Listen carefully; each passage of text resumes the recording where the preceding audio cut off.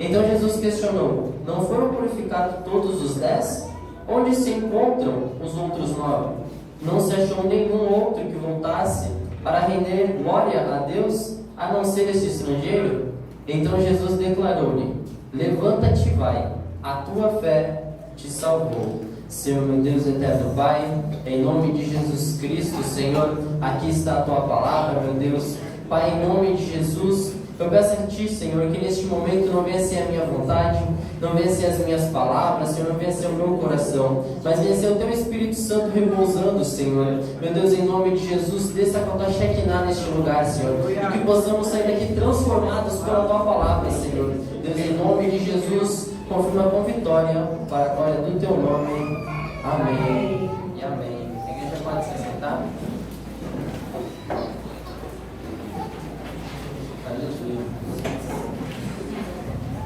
A gente observa que as escrituras sagradas, elas são divididas em dois tempos, ou seja, o Antigo Testamento e o Novo Testamento. Quando olhamos para o Antigo Testamento, observamos grandes homens usados pela mão de Deus, como por exemplo Moisés, Josué, Isaías, Jeremias, Ezequiel. Temos grandes homens que operaram grandes maravilhas da parte do Senhor. E o Antigo Testamento, ele nos traz uma certa lei, que seria olho por olho e dente por dente. Ou seja, o indivíduo cometeu um adultério ele vai sofrer. O indivíduo matou alguém, logo ele irá morrer. Ou seja, o que eu faço, eu vou pagar na mesma moeda. Era assim a lei, olho por olho e dente por dente. Só que quando entramos no Novo Testamento, Deus ele muda o percurso da história. Ele envia Jesus, e quando Jesus chega, ele começa a quebrar algumas leis. Ou seja, agora não é mais olho por olho e dente por dente, mas agora é graça, agora é misericórdia. Ou seja, é um amor não merecido. Ainda que o cidadão cometa algum pecado, ele tem a misericórdia de Deus para perdoar. A mulher, quando ela comete o adultério, Jesus fala assim: aquele que não tiver pecado, que atire a primeira pedra, dizendo assim, ela não vai pagar na mesma moeda. Filha, está perdoado o teu pecado. Então entendemos que hoje nós estamos aqui por causa dessa graça, porque somos pecadores, somos errantes, mas a graça do Senhor nos mantém aqui nesta casa. Entendemos então que Jesus ele veio para trazer isso. E junto com isso, o Evangelho de Lucas vai nos trazer, em si não só o de Lucas, mas todos os Evangelhos, muitos milagres da parte de Deus. Jesus, mais ou menos, ele operou 30 milagres. Ele curou o surdo, ele curou o mudo, ele fez paralítico voltar a andar, ele ressuscitou, ele fez muitos milagres. Ele caminhou por cima das águas, ele transformou água em vinho, ele multiplicou o pão em peixe. Muitos milagres Jesus operou. Porém eu vejo que nessa noite Jesus também tem milagre para a gente. Jesus também tem milagre para essa igreja. Só que mais do que dar um milagre para você nessa noite, Jesus ele toca fortemente no meu coração a dizer que o milagre ele já foi operado. O milagre ele já aconteceu. Talvez você receba mais algum, e glória a Deus, aleluia por isso. Mas o maior milagre, o milagre já operado, o milagre que já aconteceu, é você aqui nessa noite. Eu vi nessa casa cheia de milagres sentados aqui. Mas por que eu digo isso? Porque vivemos um mundo cheio do pecado, um mundo cheio de violência. Mas o milagre é você poder estar sentado aqui dando glória a Deus. No mundo em que hoje só querem bebida, só querem droga, só querem zoada, você se prontificou a estar aqui nessa noite adorando a Deus que os teus olhos nunca viram, mas você sente Ele todo dia contigo. Adora esse Deus nessa noite, Observamos que muitos olham para nós e julgam. Você é doido? Daí 6 anos esperando uma promessa, daí há quantos anos esperando uma promessa? Tu não vai conseguir, tu não vai chegar. Aí vem Jesus e diz assim: é verdade, não vai conseguir, não vai chegar. Mas isso aos olhos dos homens, porque para Deus nada é impossível. É por isso que o salmista vai nos declarar no Salmos 40, versículo 1, 2 e 3, dizendo paciência no Senhor, e Ele se inclinou para mim e ouviu o meu clamor. Aí olha que interessante que o salmista fala assim: tirou-me de um lago horrível, de um charco de lodo, e pôs os meus pés sobre uma rocha, firmou os meus passos, e pôs um novo cântico na minha boca, um hino ao nosso Deus. Muitos o verão e temerão, e confiarão no Senhor. Sabe o que eu entendo com isso? O homem ele não teve capacidade para te tirar daquele pecado. Ao contrário, ele queria te afundar mais. Ele queria dizer assim: não vai para a igreja, não vai orar, vamos continuar na baladinha, vamos continuar aqui fora. O inimigo, ele vem para te atolar nesse lago, ele vem para te atolar no pecado. Só que Deus, a misericórdia dele, ele vai lá e te pega daquele mundo de pecado e te coloca sobre uma rocha. Só que o mais importante, na rocha, que é Jesus, crente não pode ficar parado. Então Deus vem aqui e fala assim: não, eu já botei na rocha, mas crente que é crente não fica parado na rocha. Crente que é crente adora. Crente que é crente ganha um novo hino de cântico em sua boca. Crente que é crente tem os passos firmados na rocha. E aqui eu vejo crente que tem glória a Deus para dar, que tem aleluia para dar, que tem um Deus para louvar. E é por isso que Ele nos tirou de um charco do pecado, igreja. Entramos agora na mensagem. Vemos então que essa passagem vai nos relatar sobre a cura de 10 leprosos. Mas os dois pontos mais interessantes são, pelo menos que me tocaram muito, e que eu creio que Deus vai falar conosco nessa noite, é a forma como aqueles homens foram curados e a gratidão de um deles. Mas vamos entender primeiro, igreja, o que é a lepra. Na Bíblia, a lepra ela era uma doença incurável e ela era muito contagiosa. Ela era assimilada ao pecado. Por quê? Porque assim como a medicina não achava cura para a lepra, assim a religião não perdoava os pecados. Ou seja, como foi dito, era a lei. Então observamos que no Antigo Testamento a gente tem duas formas, ou vamos dizer assim, tem uma forma de declarar como era a lepra, e ela está lá declarada em Levíticos, e eu vou explicar para os irmãos conforme está descrito aqui, para não falar heresia. Observamos que o sacerdote, ele pegava uma agulha e enfiava na pele do cidadão. Nessa agulhada, se não doesse, se ele tocasse e não doesse, era lepra. E se doesse, poderia ser uma pústula ou um pus, ou até mesmo uma doença de pele. Até diagnosticar isso, ele tinha que ficar num arraial separado 7 dias. Até que o sacerdote descobrisse que não era lepra, ele ficava lá 7 dias, aí ele ia até o sacerdote, fazia, aí voltava mais 7 dias, aí ia de novo, aí mais 7 dias. Se no último dos 7 não tivesse evolução daquela doença de pele,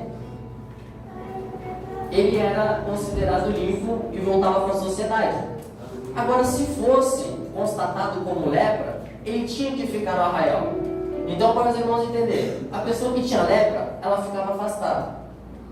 Se a pessoa fosse só diagnosticada com uma doença, ela passava pelo processo e era livre. Entendemos essa parte.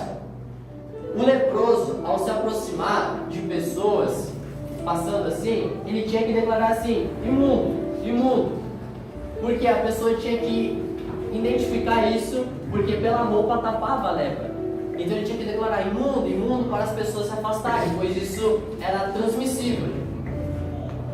Só que quando nós olhamos essa passagem, nós observamos que os leprosos, eles não gritaram imundo, mas eles falaram assim: Senhor, tem piedade de nós.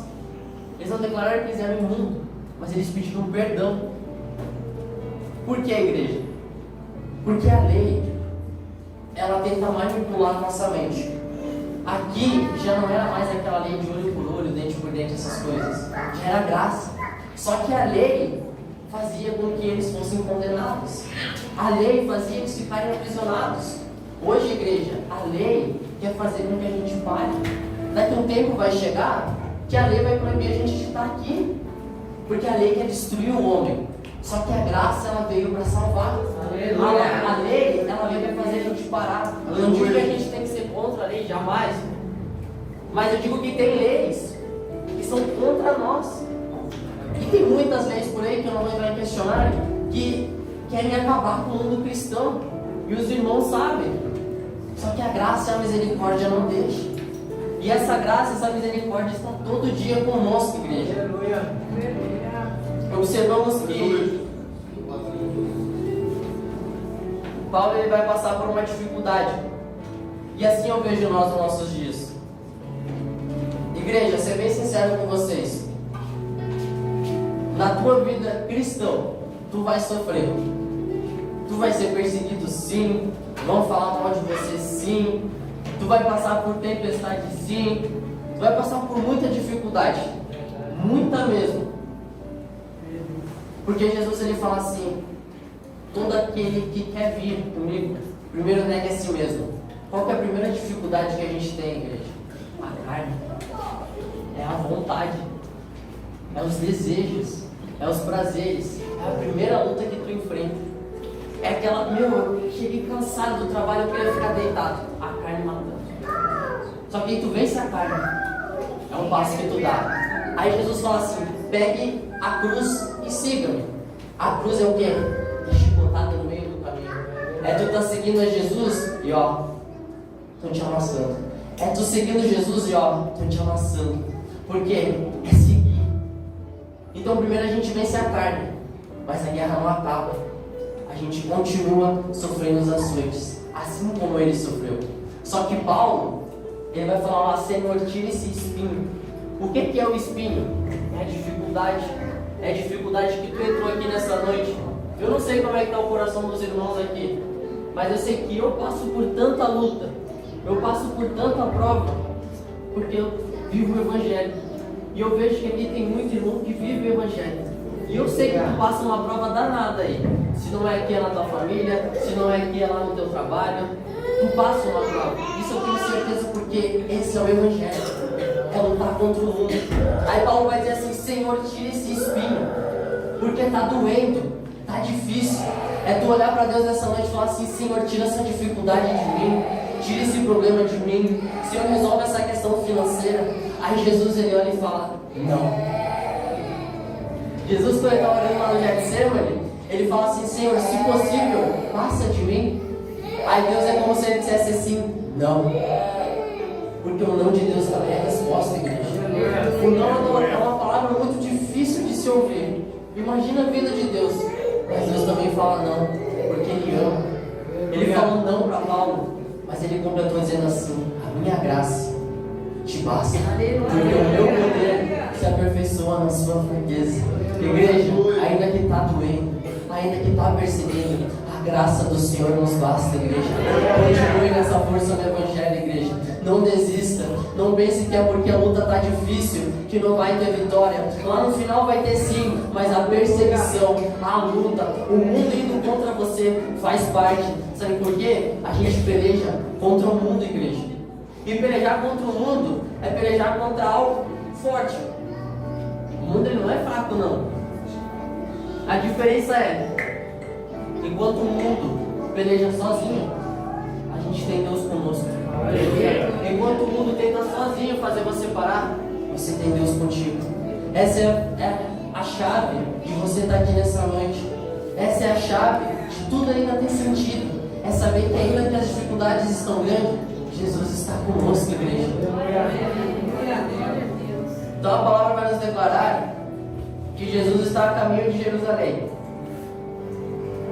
E observamos que aqui era a última chance daqueles homens, porque era a única passagem de Jesus por ali. Após ali, ele já iria para a crucificação. A palavra nos relata que Jesus ele passa na divisa. E quando eu vejo divisa, eu vejo meio. E o meio, ele tem dois pontos muito importantes. O primeiro, os irmãos vão ser sinceros comigo. No meio cansa, não cansa? No meio da caminhada cansa, igreja. No meio do ano é quando cansa, no meio da semana é quando cansa, o meio ele traz cansaço. Davi, quando ele está numa batalha, ele chega um momento em que ele senta, ele cansa, de tanto que ele lutou. E quando Davi ele senta, o gigante veio para pegar ele. Fala assim, agora eu pego Davi, agora eu pego. Ele sentou, porque no meio dá vontade de parar. Davi sentou. Quando Davi sentou e o gigante veio de cima, Abissai veio e socorreu ele.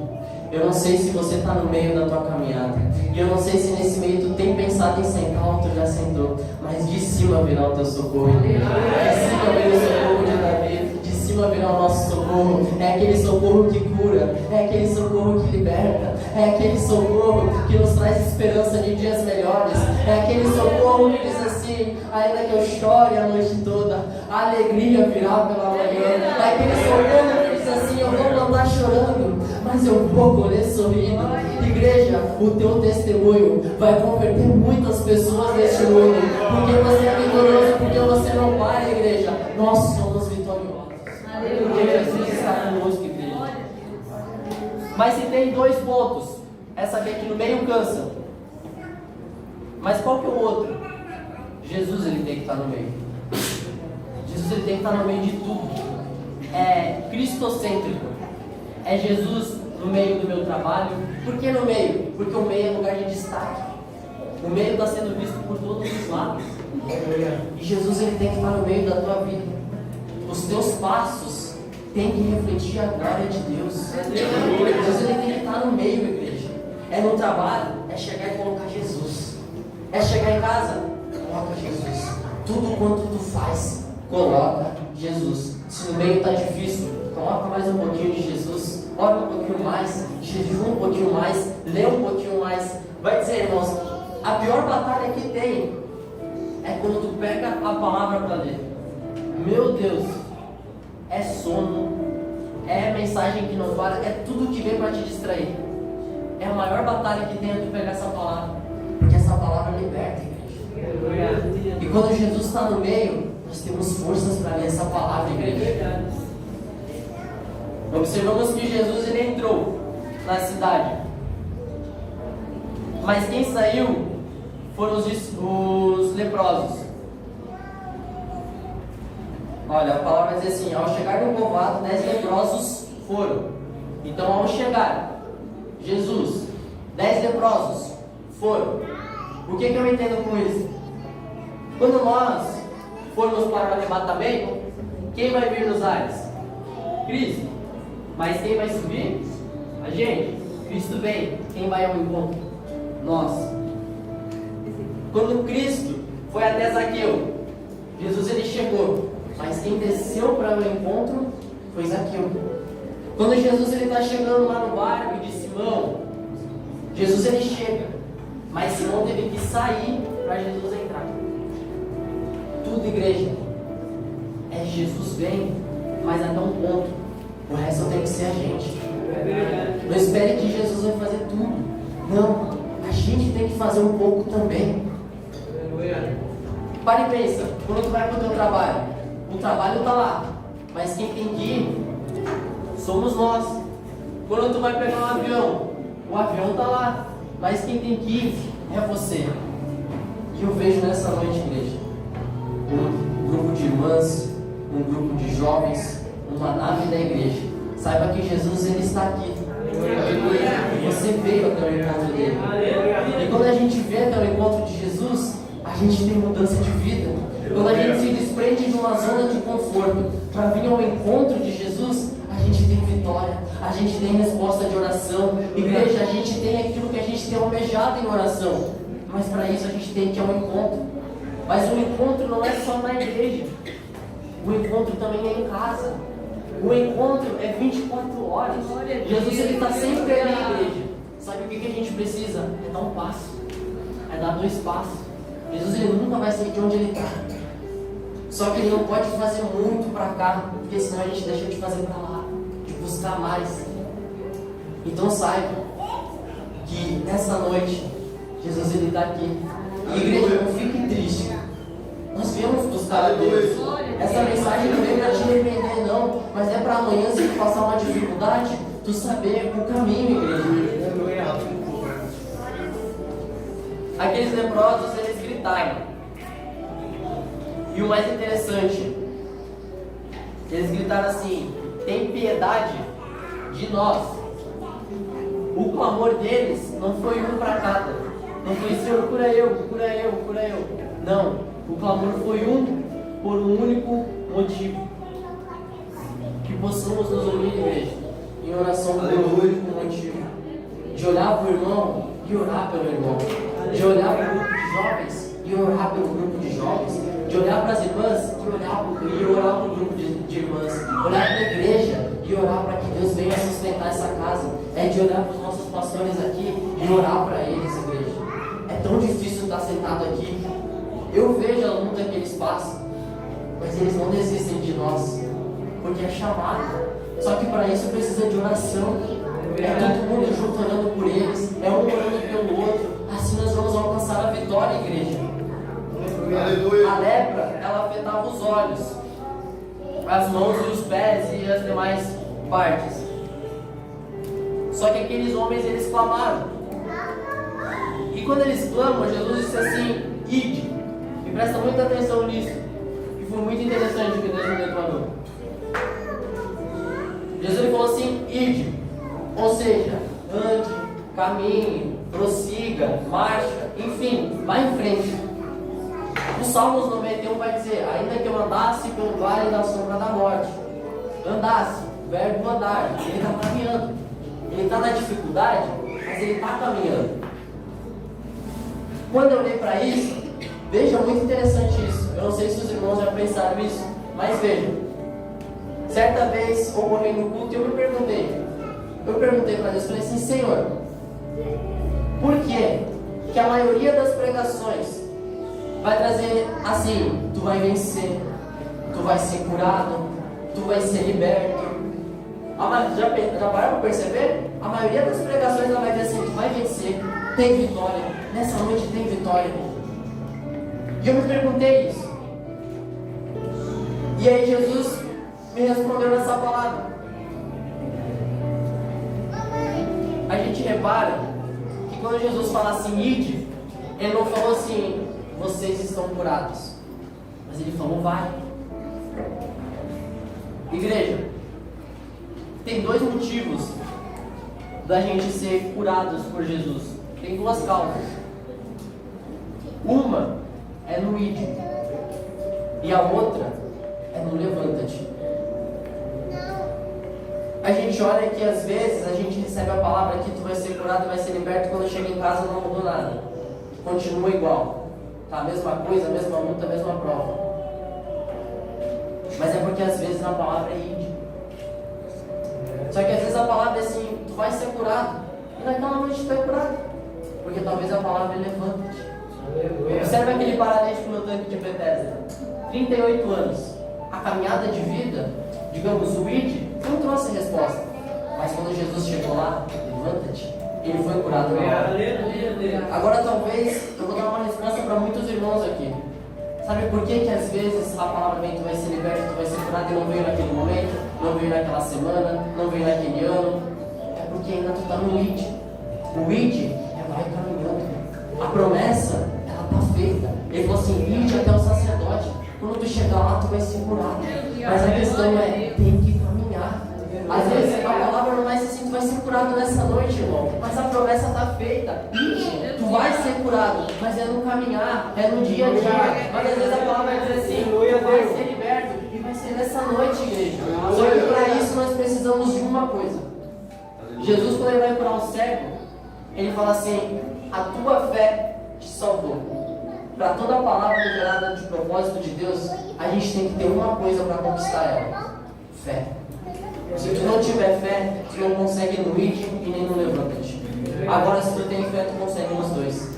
E é por isso que vocês são vitoriosos, porque vocês esperam a promessa de Deus, porque vocês querem o milagre de Deus. E eu vou dizer assim: tu pode receber um milagre no ide e tu pode receber um milagre no levanta-te. Mas receba o teu milagre nessa noite em nome de Jesus.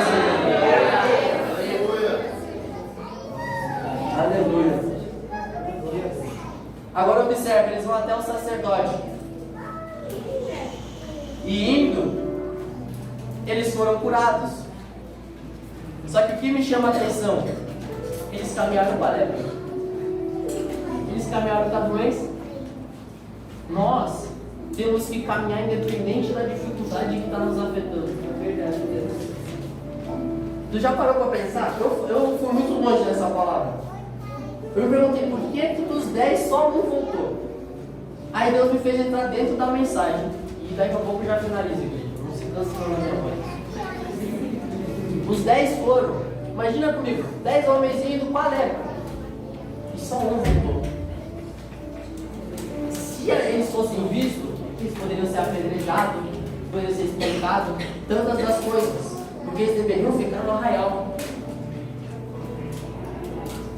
Mas eles caminharam com fé, mesmo com a dificuldade. Agora observa eles caminhando.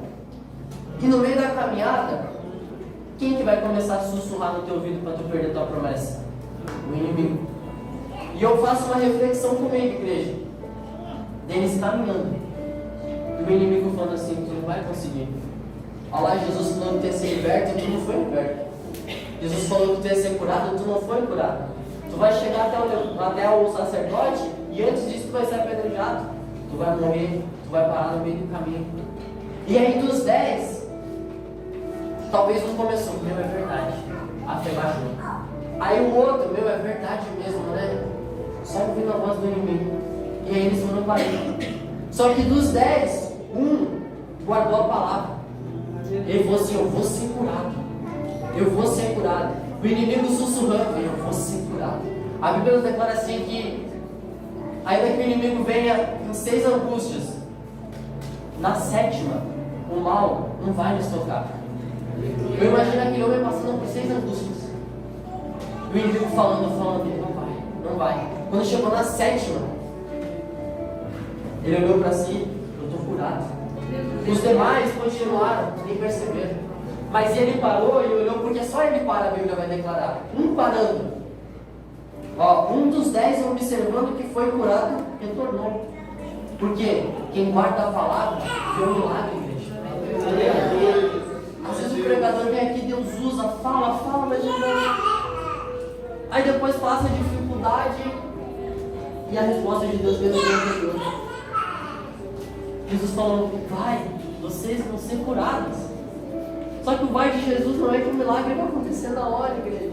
Às vezes tu vai caminhar com alguma dificuldade, mas continue e guarde a palavra no teu coração. Se o dia Deus falou que tu vai alcançar, igreja, tu vai alcançar. Deus é homem para mentir, igreja. Ele não vai mentir sobre o que ele te falou. Só que às vezes o inimigo vem com as angústias para te fazer parar, para te fazer acreditar. E ele começa a olhar para ti mesmo e falar que tu não pode, que tu não é capaz, tua fé só diminui. Mas olhe para si e não fale assim, eu sou capaz. Mas Jesus é capaz de mudar minha vida. Jesus é capaz de me transformar. Jesus é capaz de me levar a alcançar meus objetivos. Um parou e olhou. E no que ele olhou, ele voltou e agradeceu a Jesus. É por isso que temos que entender que quando Jesus nos dá uma direção, igreja, guarde ela no teu coração. Quando ele te dá uma palavra, guarde ela. Lembra daquele povo que saiu do Egito? A promessa era a terra prometida. Mas no caminho, as dificuldades fizeram eles murmurarem e eles pararam. A Bíblia nos mostra tantos exemplos que se encaixam nos nossos dias a dias. É saber que às vezes entramos aqui com muita dificuldade, igreja. Mas Deus, Ele se orgulha de ver você aqui nessa noite. De ver você adorando, de ver você louvando, de ver você no íntimo de Jesus. Igreja, entendemos com esse texto que às vezes a nossa oportunidade ela é única, assim como foi daqueles leprosos. Entendemos que o amor em grupo, em uma única direção, traz resposta. E precisamos entender que temos que ter a obediência de quando Deus fala, mas nunca esquecer da gratidão. Aleluia, Deus. Agradeça a Deus por tudo. até pela prova que tu está passando. Agradeça a Deus até pelo aquele problema financeiro. E eu vou te responder isso com o versículo bíblico. O porquê que tu deve agradecer. Romanos 5,3.